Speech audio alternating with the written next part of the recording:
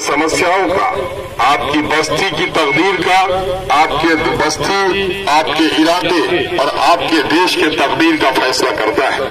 मैंने बारहा अपने इलेक्शन के कैंपेन में ये कहा है कि वोट चिंगारी है, इससे चिराग भी जल सकता है।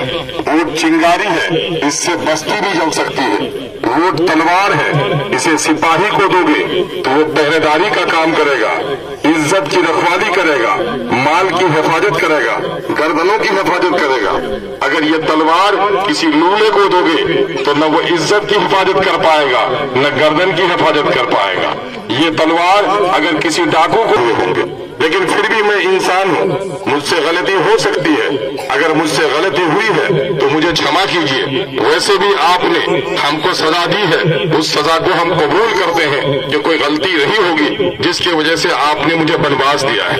लेकिन मैं जब भी आपके दरमियान में आता हूँ, मुझे नहीं लगता कि आपने सजा दी है, बल्कि ऐसा लगता है जैसे आपने धोखे की वजह से, आपने फरेब की वजह से, आप किसी के सिखाने पर या फिर हादसाती तौर पर हमसे बिछड़ गए। कभी सफर में अपना बच्चा, अपना भाई भी ट्रेन पर बिछड़ जाता है, लेकिन वो मिलता है तो गुस्सा नहीं होता है, बल्कि मिलता है तो मोहब्बत बढ़ जाती है। आज मैं दरमियान में आता हूँ तो आपकी बढ़ी हुई मोहब्बत को देखकर ऐसा लगता है कि धोखे से हम बिछड़ गए हैं, किसी ने हमें बिछड़ा नहीं, अपने इरादे से नहीं हम बिछड़े। मेरे भाई, पिछले दिनों में आपने जदयू को वोट दिया था। मेरे हिंदू मुस्लिम भाइयों, मैं मंदिर के सामने आपके हूँ, आपकी आस्था मंदिर से जुड़ी हुई है। मैं पश्चिम रुख से खड़ा हूँ, जिस रुख से हम नमाज पढ़ते हैं। मैं अपने खुदा और ईश्वर को साक्षी रखकर, गवाह रखकर ये कह सकता हूँ, कोई माई का लाल है तो आकर बता दे कि कभी हमने समाज को तोड़ने वाली बात की है। मैंने हमेशा हिंदू और मुसलमानों की एकता की बात की है, हमने दलितों की बात की है। मैं पहला राजनीतिक आदमी हूँ, चाहे जलसा हो या राजनीतिक मंच, ये चीख चीख कर पुकार पुकार कर कहता हूँ कि मेरा हिंदू भाई भी, मेरा दलित भाई भी उसी हव्वा और आदम की संतान है, जिसके संतान हम हैं। धर्म विचारों का नाम है, हम सबों का मुल्क अगर हिंदुस्तान है तो हम सब आदम और हव्वा की संतान है। ये मेरा पैगाम शुरू दिन से रहा है। हमने कभी भी इंसानों के दरमियान में तोड़ पैदा करने की कोशिश नहीं की। हमने आपके बच्चों के लिए स्कूल की लड़ाई लड़ी, आपके किसानों के फसलों की कीमत की लड़ाई लड़ी। पिछला के लोगों को याद होगा, जब गांव उजड़ गया था तो अख्तर ईमान ने लड़ाई लड़कर 2200 लोगों को उस वक्त सरकारी मुआवजा दिलाने का काम किया था। आपको याद होगा कि जब भी सैलाब की तबाही आई है, अख्तर ईमान को अपने से सरकारी तौर पर जो दबाव बनाना पड़ा है, करने की कोशिश की है।